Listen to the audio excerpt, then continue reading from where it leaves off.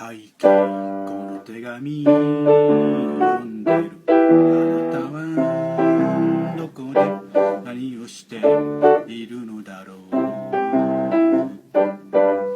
15の国は誰に話せない悩みの種があるのです。未来の自分に当てて書く手紙ならきっと素直に打ち明けられるだろう。今負けそうで泣きそうで消えてしまいそうな僕は誰の言葉を信じ歩けばいいよ。